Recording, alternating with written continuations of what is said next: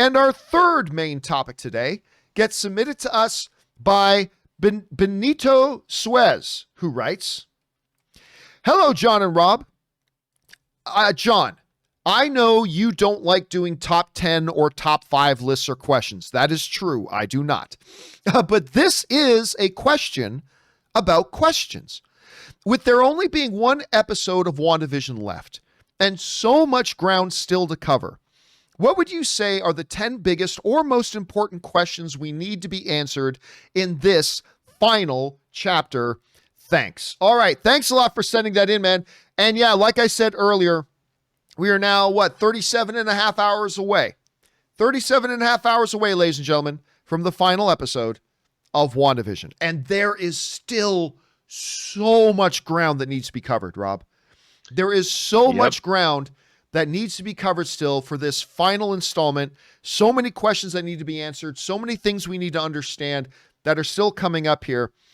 And we're going to get into that right now. And we're going to talk about this. These are what I would consider to be the 10 big questions. These are in no particular order, except for number one. Number one is my number one question. The rest are in no particular order. All right, so let's look at this. At number 10 of the questions I think we still need to answer here are this. Are Wanda's kids real? Are her kids real? Now, of course, their birth is completely unnormal and unnatural, right? They were conceived of, how, I don't know, but they were conceived of in the hex. They gestated in one day and born. And then within 24 hours, were the age of 10, 11, or 12, or whatever age they are now. Agatha said this thing at the end of the last episode when she's asking about her kids. Wanda says somebody, oh, your kids, your dead husband, this fantasy town. Like, it's almost like Agatha included them in a group of things that aren't actually real. So that is a big question. Now, Rob, my position on this question is, are Wanda's kids real? My position continues to be, although not solidly, I still continue to believe they are not actually real. I don't believe they exist outside of the hex. I don't think they can. But I mean, there's a lot of options to say they could. So my personal take right now on the are Wanda's kids real is no. At least for now. That's my take. What's your take on that one? I think they are real. I think that the chaos magic allowed her to create life because that's what a Nexus being can do. But I could be wrong because the comics are only used as an inspiration for the MCU, not as fact. But Rob, both, even in the comics, it's done both ways, right? Like in one way, they were real. They were generated from Mephisto, eventually absorbed back in, eventually got back out. But then in House of M, it was fantasy. She had her kids back and blah, blah, but it was all fantasy. So they've done it both ways in the comics. So it could go either way. And so that's the exciting thing. All right, let's look at the second question here. The first question is, are her kids real? The second question I think that we still have outstanding is this. Who or what is Ralph? Ralph is not something or someone that's only been given once or twice. Ralph is actually a character that's been referenced many times. I've lost count how many times Ralph has been mentioned. So the question is, who or what is Ralph? Earlier in the show, people were speculating that Ralph was Mephisto, or Ralph was something, or Ralph was like Maris from Frasier, the wife of Niles that you never actually see, and then maybe never actually see. So do we get a revelation of some sort of who or what Ralph is, or do we find out Ralph was actually never anything anyway? It was just a construct for Agnes to refer to or whatever. I'm thinking, Rob, we are going to find out Ralph is something. I think we're going to find out in this episode Ralph is something. I'm not saying I think it's going to be Mephisto or Nightmare or anything like that, but I don't think this is going to be that, oh, Ralph was just something she made up. I think she's going to say it's somebody real, but I'm not sure about that. What's your take on the Ralph question right now? I think Ralph is Doctor Strange.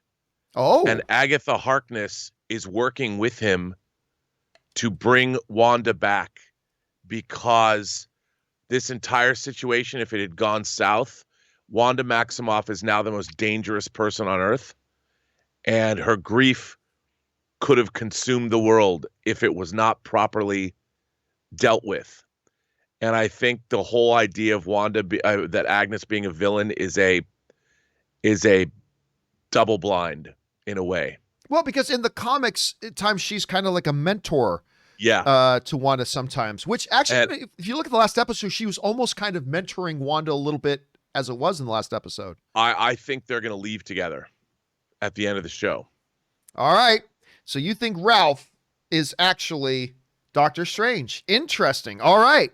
Let's look at this next question. This is number 8. This next question that we got to have answered, and this may not be a big one for some of you. To me, this is one that's been burning with me. That is this. Does the book that they focused on in episode 7 come into play? Does this book come into play?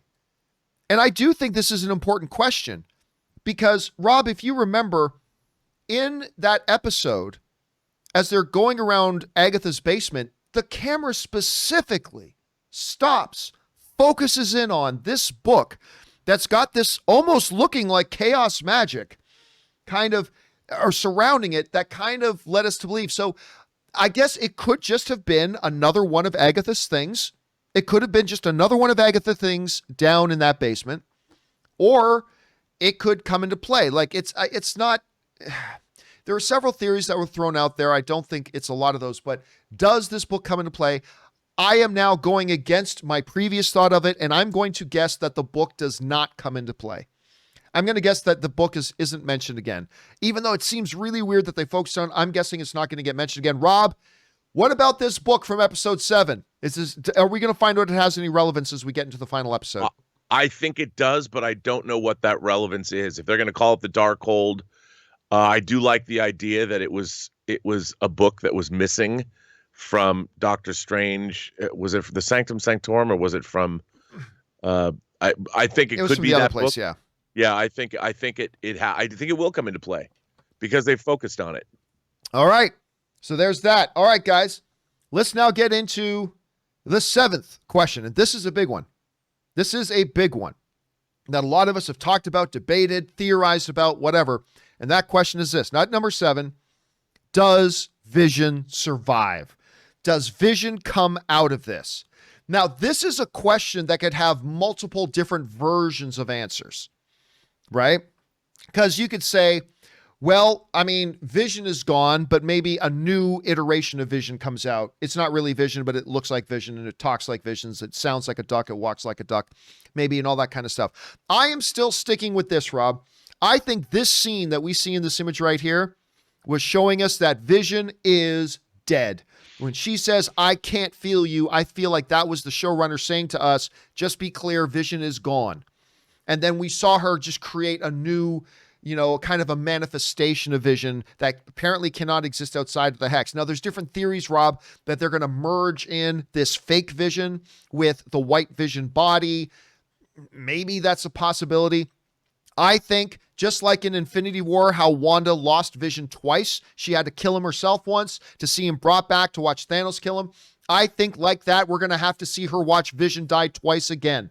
We're going to have to see the killing of the white Vision, and I think she's going to have to kind of give up the Hex, in which is going to, Vision's going to disappear. It's not really Vision anyway, in my opinion. So I'm leaning right now towards, Rob, although it could go either way, I'm leaning towards Vision does not survive. What do you think about that? So I'm going to go, I think he is going to survive in some form. He might be the white Vision that doesn't know. In my mind, if Vision survives, he's not going to have his memory and not remember Wanda. He's going to be like a blank slate that has to learn all over again. And that's going to be part of the tragedy of the ending. Okay, strong stuff. All right, next up. We're going to go now into question number 6. And the 6th question that we're going to have to see how they're going to address here is this, because this is one that a lot of people are wondering. Who's the big cameo Bettany was talking about? Bettany was talking about there was an actor coming that I've always wanted to look forward to. Now, when White Vision got introduced at the end of the last episode, it sparked 537 people to write into me. So the actor Paul Bettany always wanted to work with is Paul Bettany? I'm going to tell you right now, I still have no big theory on who this actor is, but I do think, Rob, we're going to get a significant actor cameo. Now, I don't know what character they're going to play, but I do think we're going to get a significant actor cameo show up there at the end. I think we're going to see that. Now, some people are wondering if Doctor Strange is going to show up. Is Spider-Man going to show up? I got a feeling it's going to be, and one of those might, but I actually have a feeling that a significant actor who we've maybe never seen in the MCU may show up. So that's what I'm going with right now. Rob, there are several possibilities. A big actor, nobody. Paul Bettany was trolling us. Paul Bettany was talking about himself. Which one of those options are you kind of leaning towards, or do you have a different one? No, I think there's going to be another cameo beyond an Avenger showing up. I think they're going to introduce a new character that has not been in the MCU before that we're going to meet. All right. So now we move on to our big question number 5. And our 5th big question, I think that we need to have answered. This is another very, very big one, Rob, that's been at the heart of a lot of debate and a lot of discussion. And that question is this: is Wanda a pure witch, or is she actually a mutant? What are they going to say about that in this? Now, so far, it's known that a lot of people speculated going into the show that just like every MCU thing that comes out since the Fox merger, this is going to be the one where mutants come in. This is going to be the one where the X-Men comes in. And it never is. So far in WandaVision, we haven't had the slightest hint, suggestion, or name drop of mutants. But when Agatha theorizes that Wanda may have already had power when she was a child, that opens up some doors of possibilities.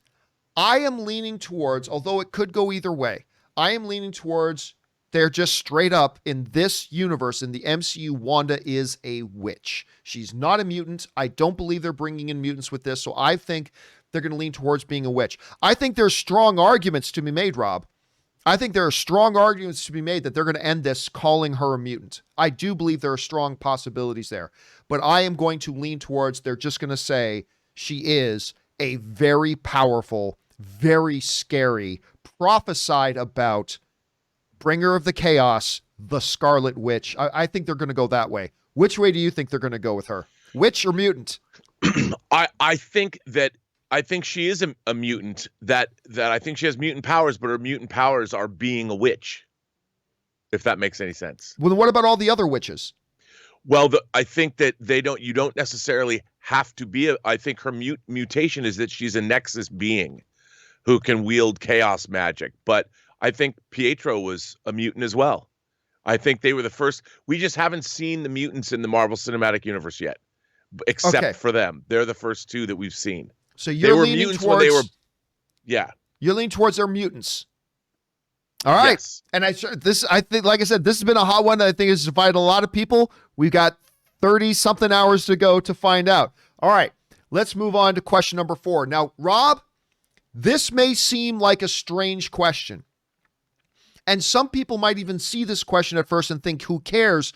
But to me, it's actually vitally important because it could have some drastic ramifications depending on how it's answered. And that question is this: what happened to Agent Franklin, the beekeeper? So obviously, he's a sword agent who went in. Wanda caught him. Wanda and Vision discovered him. Here's why this is important. Did she just assimilate him into the town? If so, we never saw him again. I know some people put up some pictures. Oh, look, he was the ice cream man in that one scene. But then when you actually look at them, they're not the same guy. So did she just assimilate him into the town? If so, okay, no big deal. But did she kill him? Did she kill him? Because if she killed, and this is why to me this question is an important question, because it speaks a lot to really where is Wanda at. If we find out she just assimilated him into the town, cool, really nothing changes, and it's a non-issue. But we haven't seen him, and we haven't heard from him. They've never mentioned him again. If Wanda straight up like, you're breaking in, and she like wipes him out of existence, that speaks to a darkness in Wanda. And that's why, to me, I think the answering of that question is actually rather pivotal. Now, if they ignore the question in the final episode, I'm going to take that to mean that nothing. He was just assimilated into the town and nothing crazy happened. Or do we find out? So to me, it's an important question. Now, I think, Rob, they're going to go in the direction of he was just assimilated into the town like everybody else. So it might mean nothing. But if they come out and say they killed him, that says a lot about Wanda right now. I don't know, Rob. What do you think about this? What happened to Agent Franklin? That is a good question. I tend to think that he wasn't killed. I think he's probably just been in the town this whole time. Maybe he's been frozen on the outskirts of town or put somewhere. But I'd like to believe that he's still around. All right. Not dead. Not dead. I suspect that as well. All right. Let's now get into the number 3 question. The number 3 question that we have. And I had a theory. I had a strong theory about this question, but my theory got blown to bits in a recent episode. And that question is this: who are the 2 people in the commercial? Now, you guys will remember, these are the same 2 people other than the Yo Magic commercial, which didn't have any actors in it. Every commercial has had these 2 actors in it, right? Which led me to believe for the longest time that I bet you anything, these are Wanda's parents. I thought that right from episode 1 of WandaVision, that, I bet you those are Wanda's parents that she has in these commercials. Well, we know that that's not the case. We now know, now that we've seen the flashback, we know these aren't her parents. So I got to wonder, is there some significance? Why do these 2 pop up in every single one of the commercials? Are they themselves Nexus beings? Are they a witch and a warlock themselves? Or is it just, no, man, they just were random fictional people who were performing in these commercials in the show? But I want to know what is the significance and who are these 2 people in this commercial? Rob, where are you on right now with that question? Well, I think they have to be of some significance, John. And I don't know if it's people, like maybe they're people that did her a kindness when she first arrived in Westview, or maybe they have a larger significance that we don't know yet. But they have to, I can't, with all the details that they've crammed into this show, I would be hard pressed to believe that they're just randos that are in these commercials. Maybe it's somebody from Wanda's past again that we don't know, that aren't here. That's why they're in the commercials. Maybe they died as well or something. But they have to be somebody or something. Or randos or whatever. So there's that. I think this is a vital. I need to know what the answer to that is. I got to know what's going on with that. All right.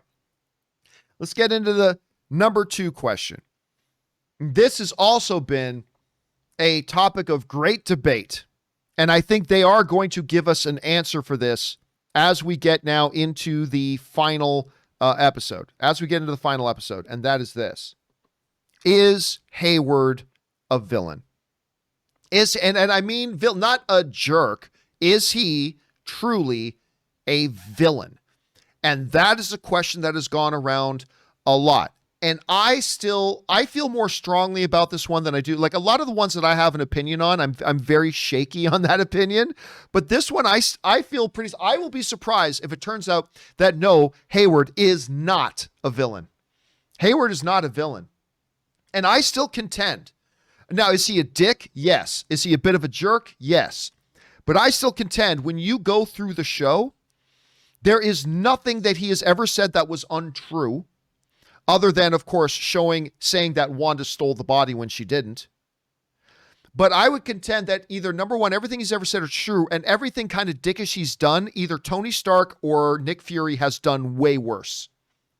It's like, but he's trying to bring this Vision robot back online. Oh, kind of like the way Tony Stark created Ultron? Like, kind of like that? Yeah, but he's just doing this. Oh, yeah, kind of like the way Nick Fury was secretly building the helicarrier program that nearly let Hydra take over the world, that pissed off Captain America. I still say everything we have seen Hayward do is consistent with a good guy, a guy who means well, but he's just a dick and a jerk. So I think it's going to come out. And you know what I think? I'm going to take it one step further, Rob. I think he believes they can control this white Vision with this untested chaos magic they put into him. And he's going to find out they can't.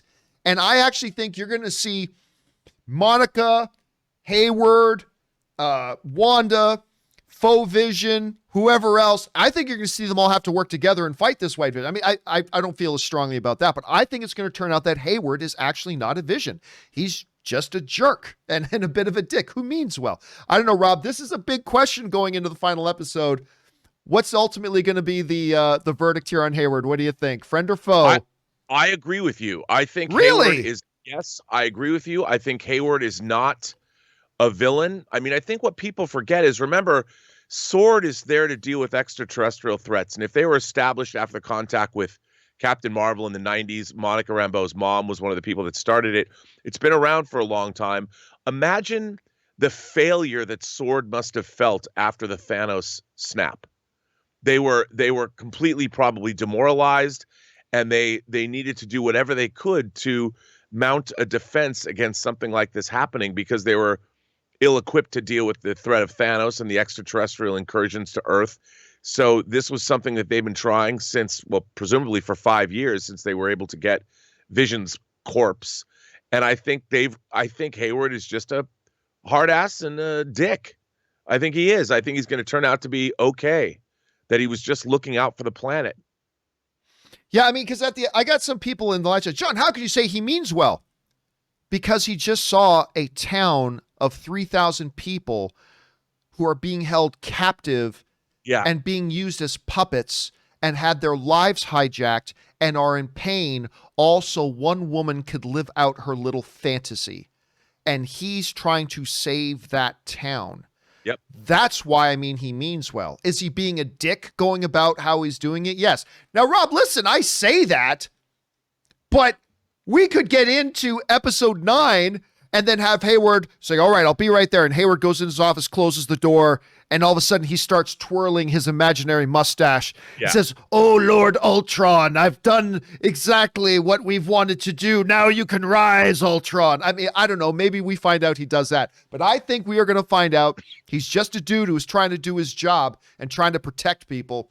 But we'll find out. We'll find out. All right. Of course, that now leads us, guys, to what I think all those questions that we have going in, or those were in no particular order, except for this one. This, to me, is the absolute main question. This is the main question to me. The one that stands above every other one that I have going into this episode. And that is this.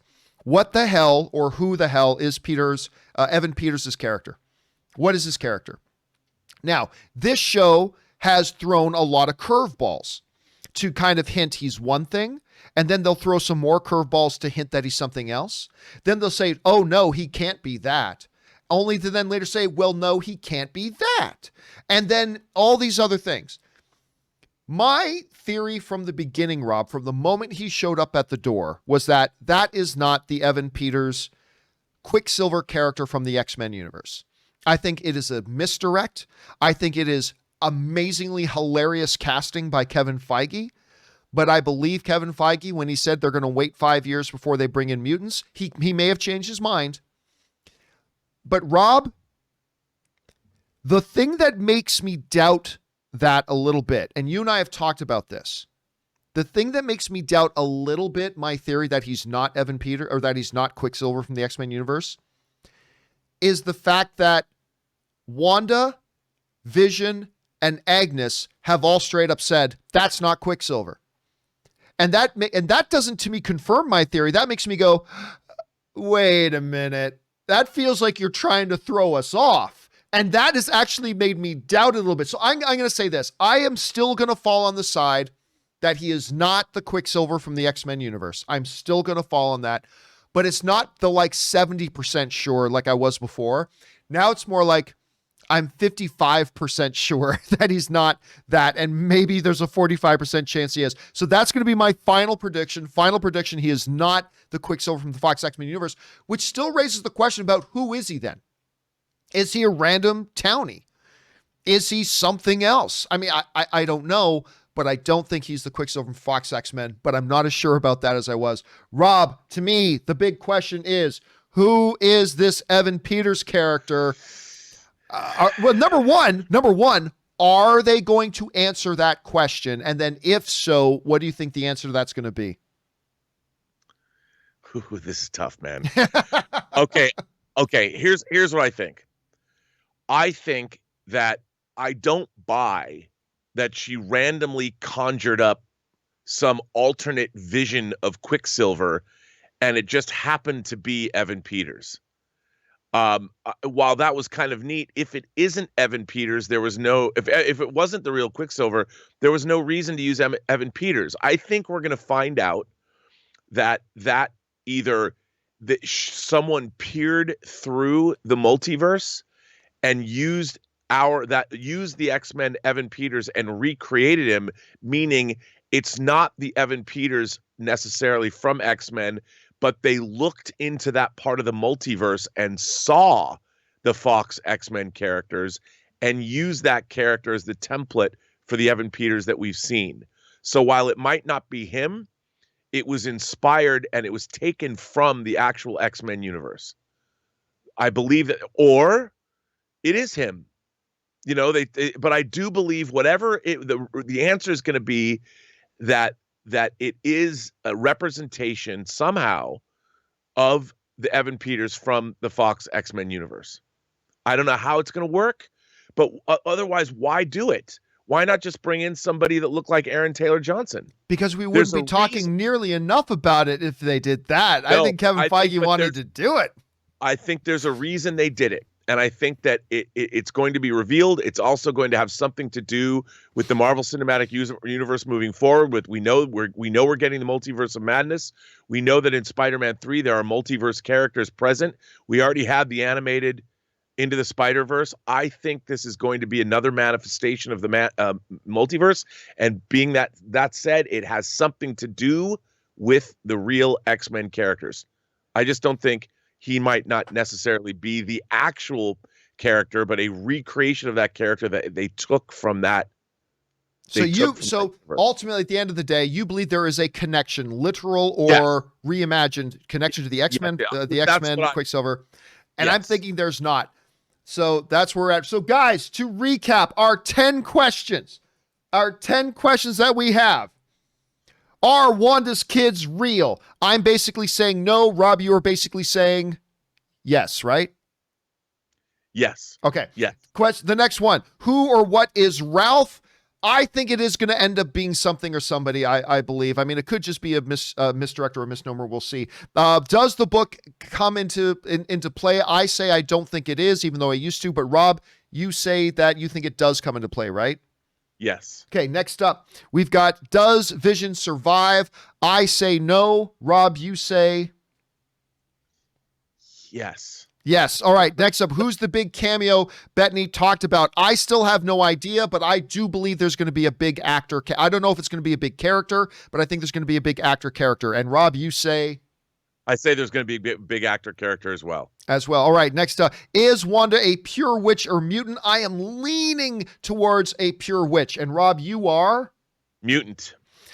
What happened to Agent Franklin? Maybe that is Evan Peters under the mask. It's not. We got a glimpse of him before. But what happened to Agent Franklin? I think we'll find out he just got assimilated into the town. And Rob, you also think that as well, right? Yes. Yes. All right. Then who are the two people in the commercials? I still think there's significance to them. I don't think they're two random townies. Rob, do you think there's significance to them? Yes, I do.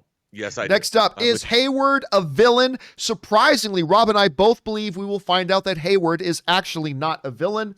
Then ultimately, the big question, of course, is who is Evan Peters? I don't believe, although ever so slightly, I do not believe he's going to be connected to the X-Men Quicksilver. Rob believes one way or the other, there will be a connection between him and the X-Men Quicksilver.